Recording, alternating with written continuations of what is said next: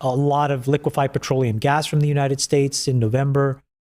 What are the big sort of hot button places that you want to... I'll tell you a story about India. So if you remember, so I did the first deal, the UK deal.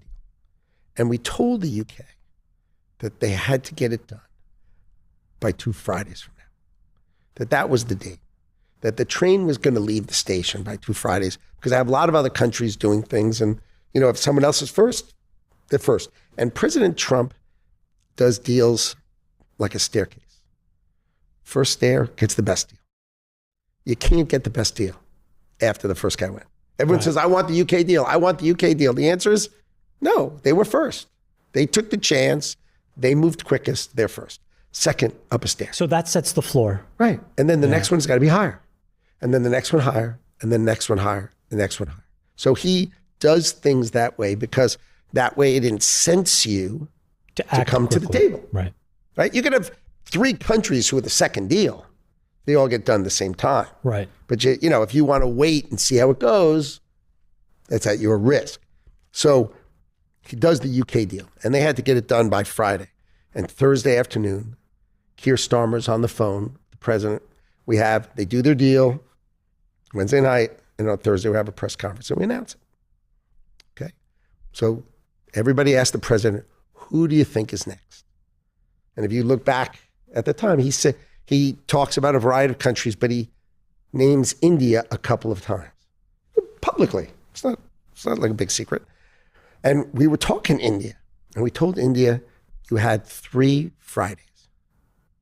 You put them on a shot clock. Well, they have to get it done, because what happens is I have lots of other countries, and when those other countries do their deal, the staircase goes up. And now the president, during all these deals, he would refer to me as the greatest table setter who ever lived. Okay, because you've never had anybody who was as successful as me as a businessman before, who's just the table setter. That's basically, so, because what I would do is I would negotiate the contracts and set the whole deal up.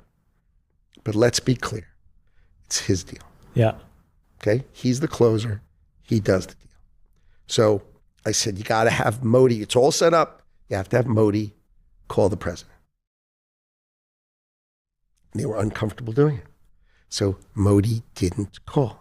Wow. So that Friday left. In the middle of the next week, we did Indonesia, the Philippines, right? Vietnam. We announced a whole bunch of deals. Malaysia in that period. So we did these whole bunch of deals. So that's like... that staircase. And and because we negotiated them and assumed India was going to be done before them, I had negotiated them at a higher rate. So now the problem is the deals came out at a higher rate. Right. And then India calls back and says, oh, okay, we're ready. I said, ready for what? It was like 3 weeks later. I go, are you ready for the train that left the station 3 weeks ago?